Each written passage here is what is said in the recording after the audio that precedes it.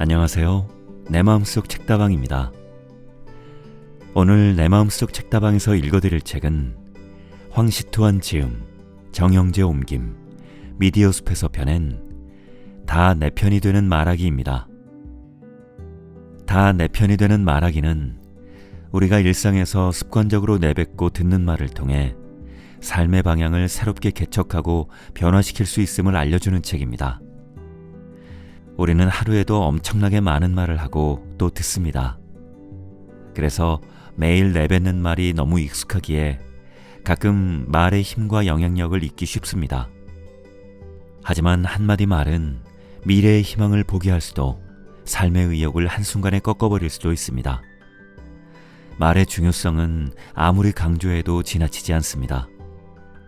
무슨 말을 하느냐에 따라 불가능해 보이는 기적을 창조할 수도 생명의 모든 가능성을 꺼버릴 수도 있습니다.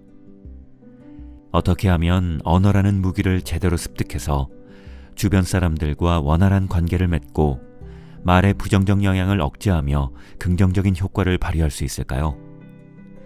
이 책을 통해 저자는 36가지 언어 기술을 알려줍니다.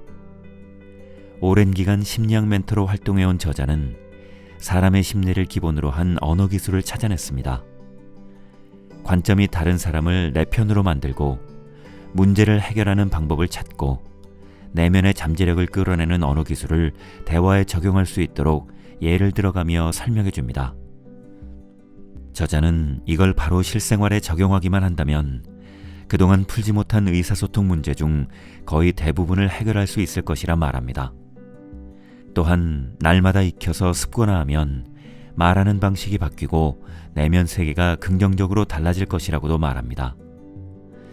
이렇듯 이 책을 통해 우리가 좀 더 나은 삶과 인격의 성장을 이룰 수 있게 되길 바라는 마음입니다.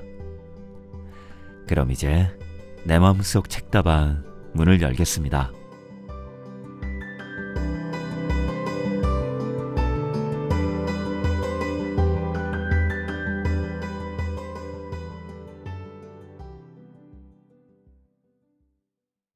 다 내 편이 되는 말하기, 황시투한 지음, 정영재 옮김. 1장. 지혜로운 언어 모델로 소통 문제를 해결한다.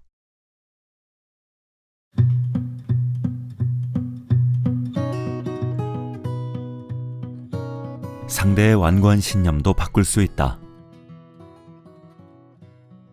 중국 춘추 전국시대 송나라의 마지막 군주인 송강왕은 재위 초기 주변 여러 나라와 싸워 이기며 국력을 키웠으나 세력이 커짐에 따라 점점 교만해지고 민심을 돌보지 않는 폭군이 되었다. 이에 송나라의 충신들은 송강왕에게 전쟁을 멈추고 민심을 돌보라는 조언을 했지만 그는 충신들의 조언을 철저히 무시하고 멀리하였으며 고언을 전하는 충신들의 목을 가차없이 베어버렸다. 이때 송나라의 달변가 해양이 등장했다. 강왕은 자신 앞에 선 해양을 보고 큰 소리로 말했다. 내가 좋아하는 것은 용맹스러움과 힘 같은 것들이다. 의로움과 어짐 따위에 대해서는 듣고 싶지도 않다.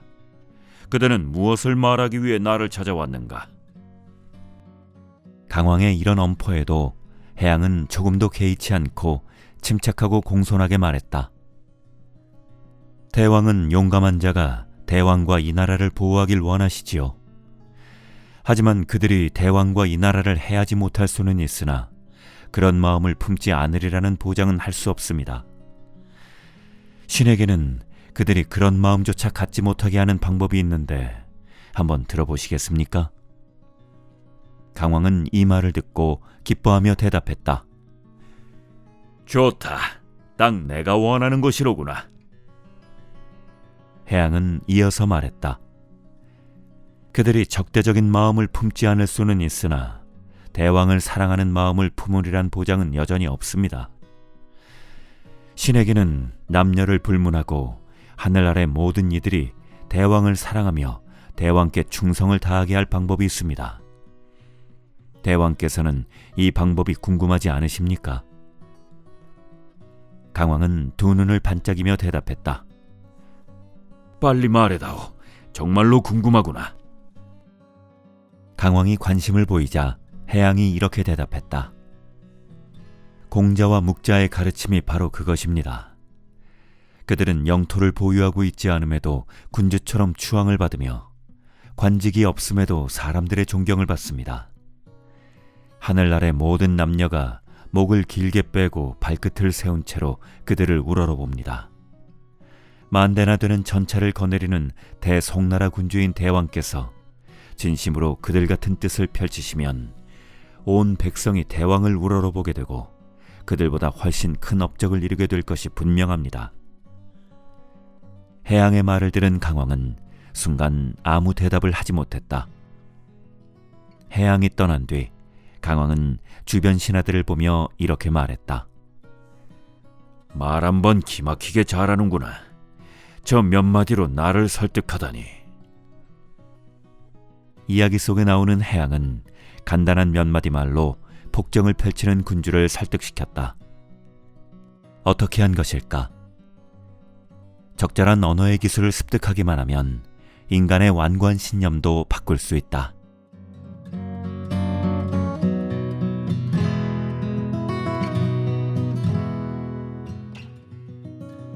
상위 분류, 관점이 다른 사람을 내 편으로 만드는 법. 천지만물은 다 우리의 스승이 될 수 있다. 이번에는 점술사에게서 가르침을 얻어보자.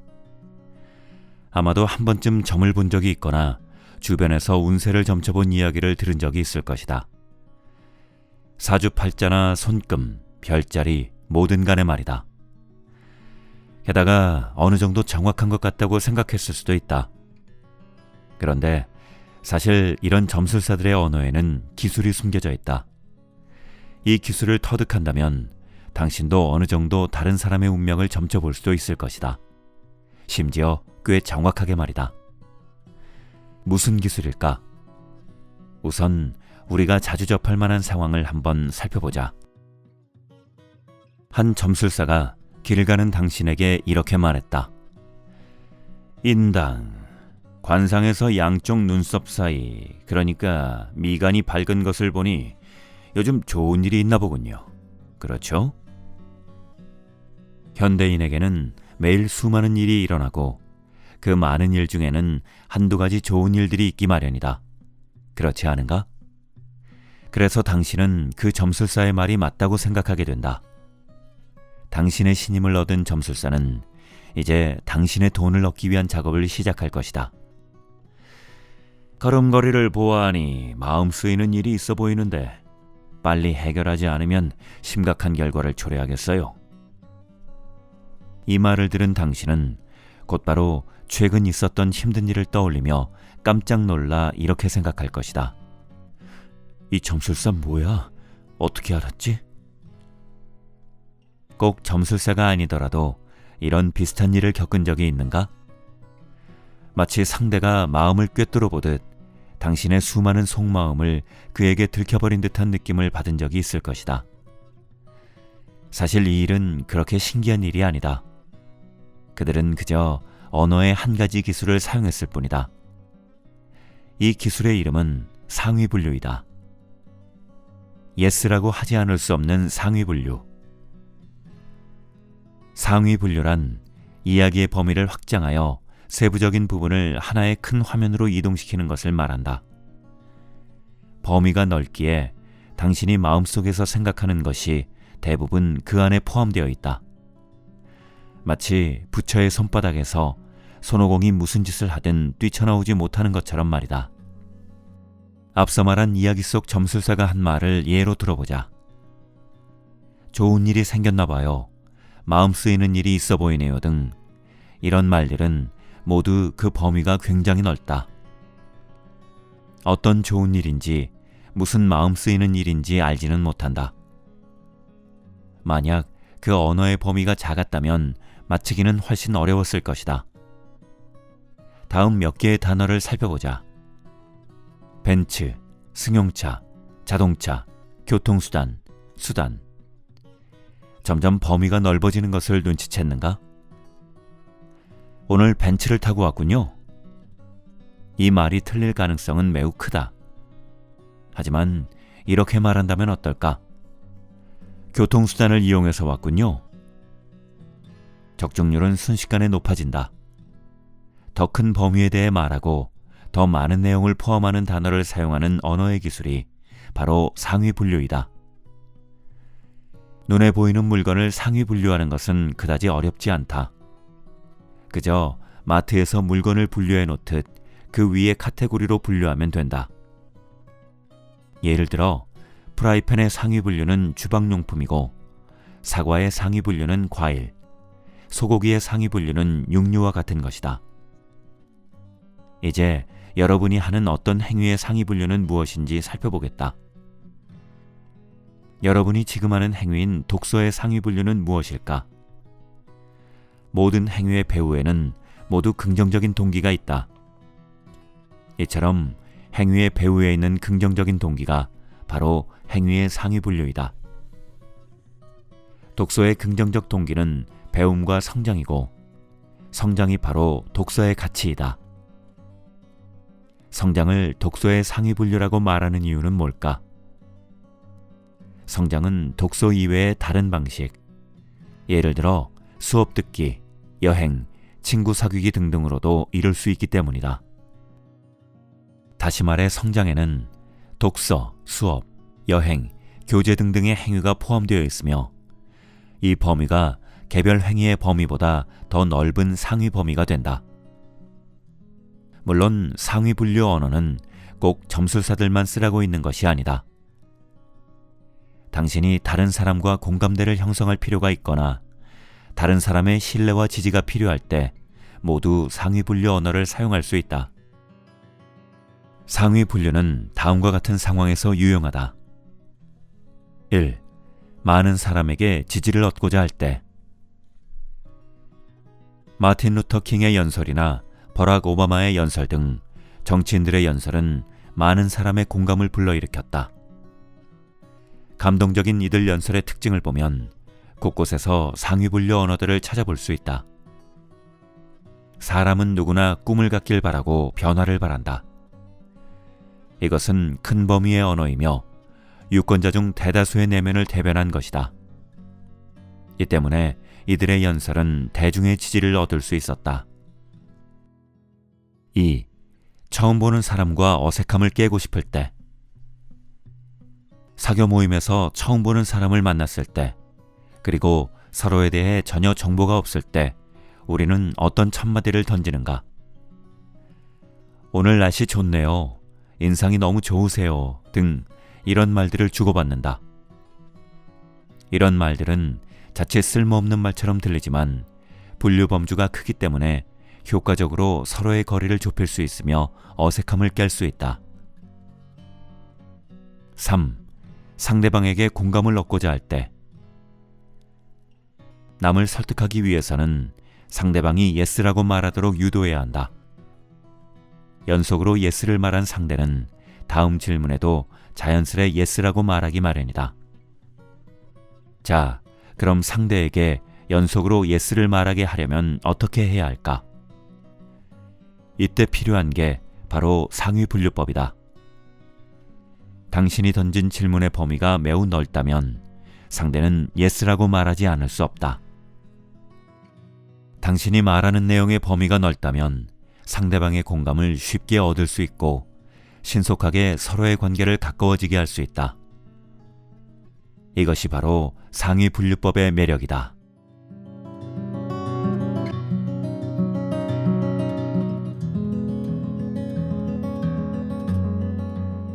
하위 분류, 문제를 쉽게 해결하는 법. 상위 분류에 대해 알아봤으니 이제 언어의 또 다른 방향인 하위 분류에 대해 알아보자. 일상생활에서 우리는 다음과 같은 말을 자주 듣는다. 사장님, 큰일 났습니다. 이 말을 들은 사장은 속으로 이렇게 생각하기 쉽다. 또 귀찮아지게 생겼네. 어떡하지? 자기야, 요즘 우리 관계에 문제가 있는 것 같아. 이 말을 들은 상대는 긴장할 수밖에 없다. 아빠, 선생님이 가르쳐주는 내용을 하나도 이해 못하겠어요. 학교 안 갈래요. 이 말을 들은 아빠는 어떻게 해야 할지 고민에 빠진다. 인생에서 너무 큰 고비를 만났어요. 죽고 싶네요. 심리 상담사가 내담자로부터 종종 듣는 말이다. 이때 경력이 부족한 상담사는 어떻게 해야 할지 머뭇거리기 쉽다. 위 예시들을 통해 여러분은 이미 무언가를 눈치챘을 것으로 생각한다. 그렇다. 위의 말들은 모두 상위 분류의 말들이다. 큰일 났다. 문제가 있다. 선생님이 가르쳐주는 것. 큰 고비. 이것들은 모두 범위가 넓은 말들이다. 모든 것에는 장단점이 있듯이 상위 분류 또한 그렇다. 앞서 상위 분류로 관점이 다른 사람과 공감대를 형성할 수 있고 평화로운 관계를 구축할 수 있다는 장점을 살펴보았다. 하지만 위의 예시에서 보았듯이 상위 분류는 문제를 더 크게 키워서 자기도 모르는 새에 새로운 문제에 갇히게 한다. 이럴 땐 어떻게 해야 할까? 직원이 사장에게 큰일 났다고 했던 말을 예시로 들어보자. 직원: 사장님, 큰일 났습니다. 사장: 어떤 문제가 생겼나요? 직원: 어떤 고객이 저희 제품에 문제가 있다고 신고했습니다. 사장: 신고한 고객이 몇 명이나 되나요? 직원: 1명입니다. 사장: 어떤 제품을 신고했나요? 직원: 뭐뭐 제품입니다. 사장: 그 제품이 우리 회사 제품에서 차지하는 비중이 얼마나 되나요? 직원: 약 1000분의 1 정도 됩니다. 이렇게 차근차근 이야기하니 한시름 놓을 수 있지 않은가? 이런 질문을 통해 말의 범위를 축소하는 과정을 하위 분류라 부른다. 하위 분류는 일반적인 사건을 특정 사건으로, 전체에서 부분으로 범위를 축소할 수 있다. 이 언어의 기술은 우리가 어떤 일에 대해 더 명확하게 이해하고 구체적인 사항과 데이터를 찾는 데 도움을 준다. 그리고 의사소통에 어려움이 있을 때 하위 분류를 통해 문제점을 찾아내어 쉽게 해결할 수 있다. 다음은 하위 분류를 할 때 많이 쓰는 질문들이다. 구체적으로 무엇인가? 언제, 어디서, 누가? 무엇을 어떻게? 이 일은 더 이상 못하겠어. 누군가 당신에게 이렇게 한탄했다고 하자. 이때 당신은 하위 분류를 써먹을 수 있다. 왜 못하겠어? 팀이 마음에 안 드는 거야? 아니면 자신의 업무 능력이 부족한 거야? 당신의 질문에 따라 그는 자신의 생각을 정리할 수 있다. 그리고 서서히 정확한 문제점은 무엇인지, 해결법은 무엇인지 깨달을 수 있다. 그렇지. 내 업무 능력은 그럭저럭 쓸만해. 팀 분위기가 맞지 않을 뿐이지. 아직 포기하긴 일러.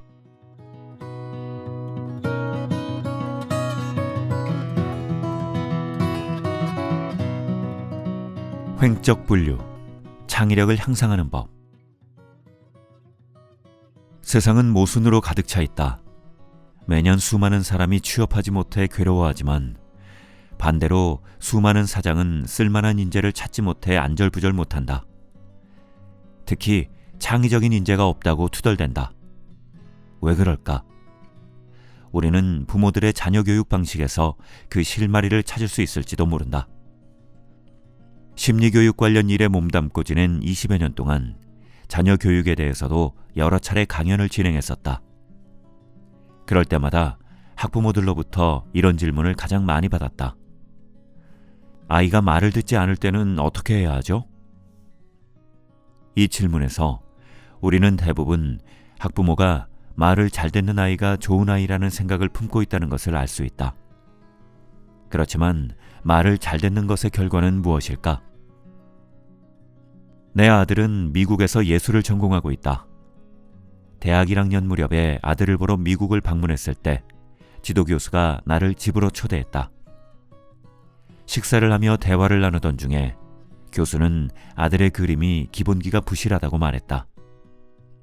그 말을 듣고 면목없어하는 나에게 위로하듯 이런 말을 덧붙였다. 걱정하지 마세요. 기본기는 부족하지만 화풍이 매우 자유로우며 틀에 구속되어 있지 않습니다. 수많은 학생을 가르쳐 봤는데 기본기가 매우 탄탄한 학생들은 화풍이 전형적인 경우가 많습니다. 항상 하나의 패턴을 따라 그림을 그리는 거죠. 아드님의 자유분방한 화풍은 굉장히 얻기 어려운 것입니다. 기본기는 언제든 배울 수 있지만 한 번 굳어진 화풍을 되돌리기는 매우 어렵거든요. 그 지도교수의 이러한 견해는 단지 그림뿐만 아니라 사람의 일생에도 적용될 수 있다.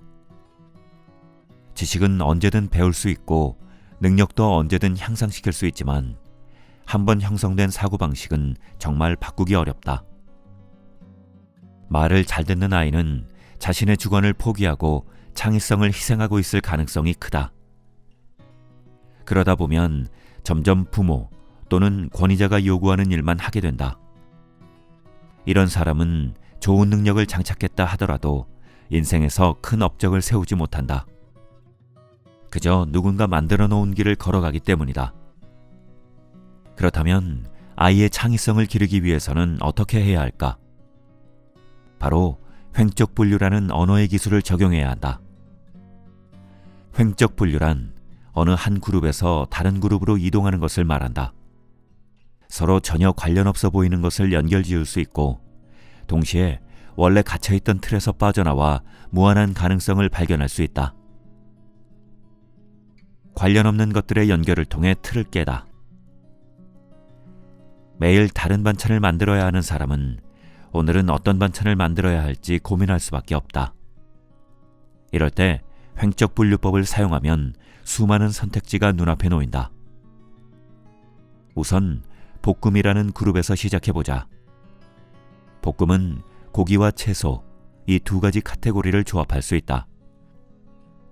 자주 사용하는 육류로는 돼지고기, 소고기, 오리고기가 있다. 채소류에는 감자, 배추, 양파, 콩나물, 숙주, 양배추, 깻잎 등이 있다. 자, 이제 이 두 카테고리 중 아무거나 골라서 조합하면 된다. 돼지고기 배추볶음, 돼지고기 숙주볶음, 돼지고기 양파볶음, 오리고기 깻잎볶음. 굳이 써내려갈 필요가 없을 것 같다. 수학을 배운 사람이라면 단순히 두 가지의 조합만으로도 여러 메뉴가 탄생한다는 것을 알 수 있다. 세 가지, 네 가지, 카테고리가 많아지면 말할 것도 없다. 게다가 이건 그저 볶음이라는 하나의 그룹에 불과하다. 찜, 튀김, 국, 찌개. 수많은 방식까지 더해지면 종류는 기하급수적으로 늘어난다. 절망의 틀에 묶여있는 사람 중에는 창의성이 부족한 경우가 많다. 다른 가능성을 생각하지 못하기 때문이다. 하지만 우리는 횡적 분류를 통해 틀에서 빠져나와 다른 무한한 가능성을 볼 수 있다. 그럼 횡적 분류식 사고를 유도하기 위해서는 어떻게 해야 할까? 전형적인 질문 몇 가지가 있다. 일명 잠재력 개발 질문이다. 네 생각은 어때? 또 뭐가 있을까? 그것을 제외하고 또 뭐가 있을까? 있다고 생각해보면 또 뭐가 있을까? 아이가 당신에게 다음과 같은 질문을 했다고 생각해보자. 엄마, 아빠, 인류는 어디에서 온 거예요? 이럴 때 뭐라고 대답할 것인가? 원숭이에서 진화된 거야. 만일 당신이 책에서 본 대로 간단하게 대답해버린다면 아이는 그 한 가지 답, 정확한 건지 알 수도 없는 답을 갖게 된다. 더 끔찍한 것은 한 가지 답을 알게 된 아이는 더 이상 다른 답을 찾으려 하지 않는다. 하지만 당신이 이렇게 대답하지 않고 오히려 아이에게 다음과 같이 되묻는다면 어떨까? 네 생각은 어때? 아이가 당신에게 질문한 것은 자신도 분명히 이에 대해 생각해봤기 때문이다. 단지 확신하지 못할 뿐이지 아이도 자신만의 답이 있을 것이다. 당신의 반문에 아마도 아이는 다음과 같이 대답할 것이다. 책에는 원숭이에서 진화했다고 나와 있어요. 그러면 계속해서 다음과 같이 물어야 한다. 또 다른 가능성이 있을까? 이때 아이는 잠시 생각한 후 대답한다. 친구에게 듣기론 하나님이 창조한 거래요. 여기서 멈추면 안 된다. 계속해서 물어보자. 원숭이에서 진화한 거랑 하나님이 창조한 거, 이 두 가지를 제외하고 또 뭐가 있을까? 아이는 계속해서 생각할 것이고 자신이 알고 있는 여러 가능성을 나열할 것이다. 그러다 아이가 없어요 라고 말했을 때 한 번 더 물어보자. 있다고 생각해보면 또 뭐가 있을까? 이때 아이는 깊은 생각에 잠길 것이다. 그리고 오랜 생각을 거친 후 나온 대답은 아이의 창의성에서 나올 대답일 가능성이 크다. 이런 대화를 하며 자란 아이는 미래에 어떤 사람이 될까? 깊이 생각하지 않아도 결과는 명확하다.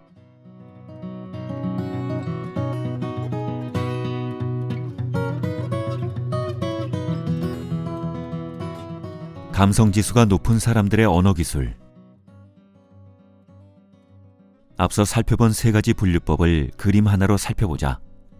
차를 중심으로 분류해 보았다. 이 세 가지 분류법은 카메라에 비유할 수 있다. 상위 분류는 더 넓은 시야로 많은 풍경을 사진에 담을 수 있는 관광 렌즈와 같고, 하위 분류는 아무리 멀리 있는 사물이라도 선명하게 찍을 수 있는 망원 렌즈와 같다. 횡적 분류는 카메라를 든 사람이 초점을 어디에 맞출지 고민하는 사고력이다. 상위 분류는 사물을 더 넓은 범주로 끌어올리거나 당사자가 하는 행동의 내적 동기를 파악할 수 있다. 하위 분류는 사건의 진상을 밝히는 데 필요한 구체적인 자료를 얻을 수 있다. 횡적 분류는 당사자가 더 많은 가능성을 볼 수 있게 해준다. 이 세 가지 분류법을 한 줄로 요약하면 이렇다. 상위 분류는 공감대를 형성하고, 하위 분류는 사건을 더 명료하게 해주며, 횡적 분류는 선택지를 늘려준다. 하위 분류는 세부적인 것을 볼 수 있게 해주는 대신 한 가지 부작용이 있다. 의견 불일치다. 부부가 차를 사기 위해 의논하고 있는 상황을 예로 들어보자. 여보, 우리 차 한 대 사는 거 어때? 좋지. 이 부분에서 두 사람은 의견 일치를 이뤘고 하위 분류를 하기 시작했다. 이때 문제가 발생한다. 남편이 어떤 차를 살까? 하고 묻자 아내는 BMW라고 대답했다. 그러자 남편은 이렇게 말했다. 폭스바겐으로 하자. 그렇게 실랑이가 시작되었다. 이처럼 하위 분류 과정에서는 의견의 불일치가 일어날 수 있고 다툼이 생길 수도 있다. 이럴 때는 주제를 상위 분류로 끌고 올라가 다시 공감대를 형성하면 된다. 여보, 우리가 차를 사는 이유는 생활의 편리함을 위해서지. 편리함을 중시하는 우리에게 어떤 차가 좋을지 의견을 한번 잘 조율해보자. 세 가지 분류를 조합한 지혜로운 언어 모델. 위 예시에서 볼 수 있듯이 쌍방이 서로 의견이 다를 때 한쪽이 화두를 상위 분류한다면 쉽게 공감대를 형성할 수 있다. 감성지수가 높은 사람들이 환영을 받는 이유는 의견이 불일치한 상황이 오면 이야기의 주제를 상위 분류하기 때문이다. 해양과 송광왕의 이야기로 돌아가 보자. 송광왕의 교만함과 아집에 해양은 이렇게 말했다. 대왕은 용감한 자가 대왕과 이 나라를 보호하길 원하시지요. 그는 송광왕이 용감한 사내를 좋아하는 것에 의미를 부여했고 이 상위 분류를 통해 송광왕과 공감대를 형성했다. 이어서 해양은 다음 몇 가지 선택지를 제안했다. 아무리 용감한 자라도 대왕과 나라를 해하지 못하게 하는 방법, 적들의 적대심을 완전히 없애는 방법, 하늘 아래 모든 이들이 대왕을 좋아하게 할 방법. 그는 송광왕에게 여러 가능성을 보여주고 고르기 쉬운 선택지를 주었다. 이것은 횡적 분류에 속한다. 마지막으로 해양은 자신이 생각하는 답을 말했다. 공자와 묵자가 한 것처럼 하면 만백성이 대왕을 우러러볼 것입니다. 이처럼 문제를 해결할 행동 방안을 제시하는 것은 하위분류에 속한다. 해양은 상위분류, 횡적분류, 하위분류 이 세 가지 기술을 통해 송광왕을 고집스러운 사고의 틀에서 끌어냈다. 우리는 종종 성공한 사람을 부러워하곤 하는데 부러워하는 단계에서 그치면 아무런 의미가 없다. 그것뿐만 아니라 그 속의 진정한 이치를 깨달아야 무언가를 배울 수 있다. 해양이 송광왕에게 하는 말에는 한 가지 패턴이 있다. 그 패턴은 상위분류, 횡적분류, 하위분류의 조합이다. 나는 이 조합을 지혜로운 언어 모델이라 부른다. 간단하고 더 이해하기 쉬운 예시를 하나 살펴보자. 아들이 초등시절일 때 있었던 일이다. 어느 날 아들은 식사 시간이 되자 이렇게 말했다. 아빠, 나 집에서 밥 먹기 싫어요. 맥도날드 가고 싶어요. 내가 생각하는 맥도날드는 그리 건강하지 않은 음식이라 아이가 먹기에는 부적합했다. 하지만 아들의 부탁을 단칼에 거절해버린다면 나와 아들의 관계는 나빠질 것이 분명했다. 그래서 나는 상위분류법을 이용했다. 아들아, 너는 집밥보다는 뭔가 특별한 밥을 먹고 싶다는 거지? 나는 맥도날드를 특별한 밥으로 상위분류했고 아들과의 공감대를 형성했다. 그런 뒤 대화를 시작했다. 아들, 맞아요. 집에서 먹는 밥은 이제 질렸어요. 더 근사한 걸 먹고 싶어요. 나, 근사한 밥 좋지. 아빠가 데리고 가줄게. 하지만 아빠는 맥도날드를 별로 안 좋아하는데 혹시 다른 선택지가 있을까? 횡적분류 유도. 아들, KFC도 좋아요. 나, 그것도 결국은 똑같은 햄버거에 감자튀김이지 않니? 다른 것은 없을까? 아들, 그러면 피자헛이요. 나, 어디에 있는 피자헛으로 갈까?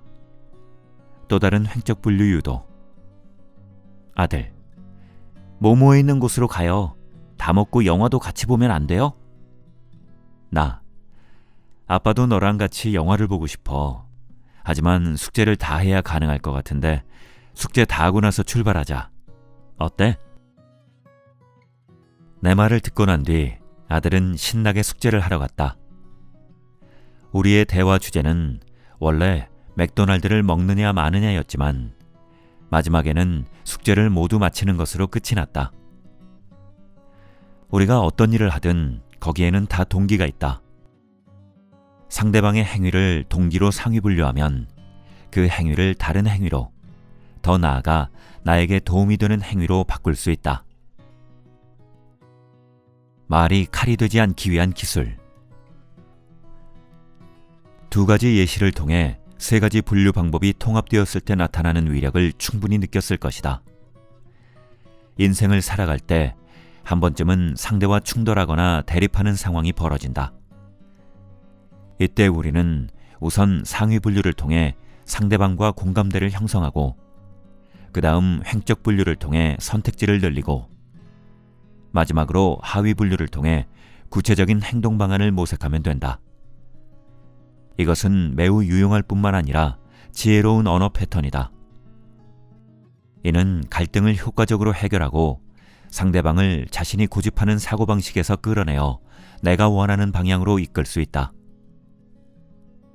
말은 한 자루의 칼과 같아서 자칫하면 사람을 해칠 수 있다. 현대 사회에서는 과거 전쟁시대 때처럼 실제 칼에 찔리는 일은 거의 일어나지 않지만 사람의 말에 상처를 입는 일은 비일비재하다. 왜 그렇게 멍청한 거야? 오늘 패션 너무 별로인데? 와, 너 또 살쪘네? 넌 정말 너무 게으르고 한심하다. 이런 말들은 우리 마음속에 상처를 입힌다. 성깔이 있는 사람이라면 주먹이 나갈 수도 있고 그렇지 않은 사람은 마음속에 쌓아두다가 속이 곰곰한다. 어찌됐건 공격적인 말은 결국엔 누군가에게 상처를 입힌다. 이와 같은 언어 폭력은 이제 점차 사회 문제가 되고 있다. 이 난제를 어떻게 해결해야 할까? 이때 지혜로운 언어 패턴을 사용하면 된다. 예를 들어 누군가 당신에게 패션이 별로라고 하면 바로 상위 분류를 해보자. 내 패션에 관심 가져줘서 고마워. 상대방의 공격적인 말에서 우선 그의 긍정적인 동기를 찾아낸다. 평소 당신의 외모에 관심이 있어야 패션을 지적할 수 있다. 그게 아니면 무슨 이유가 있겠는가? 그러고 나서 횡적 분류를 하자. 그럼 나에게 추천해주고 싶은 옷이 있어? 어떤 옷을 입어야 할까? 그가 방법 하나를 말하면 계속해서 횡적 분류를 해보자. 또 있어? 그거 말고 다른 거는? 자, 이제 그는 당신의 코디네이터가 되었다. 그의 대답 중에서 내 마음에 드는 게 있다면 이제 하위 분류를 하면 된다. 네가 말한 옷 어디에서 살 수 있어? 나랑 같이 가줄래? 어떤가? 당신을 공격하던 사람이 이 과정을 거침으로써 오히려 내게 도움이 되는 사람이 되었다. 물론 이렇게 진행되지 않을 수도 있다. 만약에 상대방이 넌 뭘 입어도 별로야 라고 말하면 어떡해요? 이때는 어떻게 해야 할까? 빙하가 하룻밤 추위에 생긴 것이 아니듯 상대방의 이러한 반응은 평소 행실이 낳은 결과일 가능성이 크다. 상대방의 내면에 당신을 향한 부정적 감정이 그만큼 많이 쌓였다는 것이다. 이때는 자신의 과거를 돌아보고 반성한 뒤 상대방과 패션에 관한 이야기가 아닌 보다 마음 깊이 담아두었던 이야기를 꺼내면 된다. 일본의 합기도는 절대로 먼저 상대를 공격하지 않는다. 하지만 누군가에게 공격을 받았을 때 상대방의 힘을 자신의 힘으로 전환해 역공한다. 고로 상대방의 힘이 크면 클수록 내가 쓸 수 있는 힘도 커진다. 지혜로운 언어 패턴 또한 이와 같은 원리다. 어떤 공격이든 상위, 횡적, 하위 분류라는 전환을 통해 그 공격을 자신의 힘으로 바꿀 수 있다. 모두가 알만한 삼국지연의에 나오는 이야기 하나를 살펴보자. 바로 제갈량의 초선차전이다. 조조의 화살은 본디 제갈량을 공격하기 위함이었다. 하지만 제갈량은 교묘하게 허수아비를 이용해서 아무런 피해를 보지 않고 그 화살들을 얻어와 자신의 자원으로 만들었다. 그러고선 병사들에게 큰 소리로 승상 화살을 주어 고맙습니다 라고 외치게 했다. 공격적인 언어도 이 화살과 같다. 나를 해칠 수도 있지만 내게 도움이 되는 존재로 바꿀 수도 있다. 그리고 이것은 온전히 내가 어떻게 대처하느냐에 달렸다. 미국 심리학자 버지니아 사티어의 말처럼 말이다. 문제는 결코 문제가 아니다. 문제를 어떻게 대처하느냐에 따라 문제가 된다. 소식에 엽노교, 적벽회고 중에는 이러한 말이 있다. 한가로이 담소를 나누는 사이에 적국의 배는 재가 되어버렸다네. 나는 이 적국의 배를 사람 마음속에 있는 천사와 악마 중 악마라고 생각한다. 우리가 앞서 배운 언어의 기술을 잘 사용하면 우리 마음속 악마는 담소를 나누는 사이에 사라져버릴 것이라 믿어 의심치 않는다.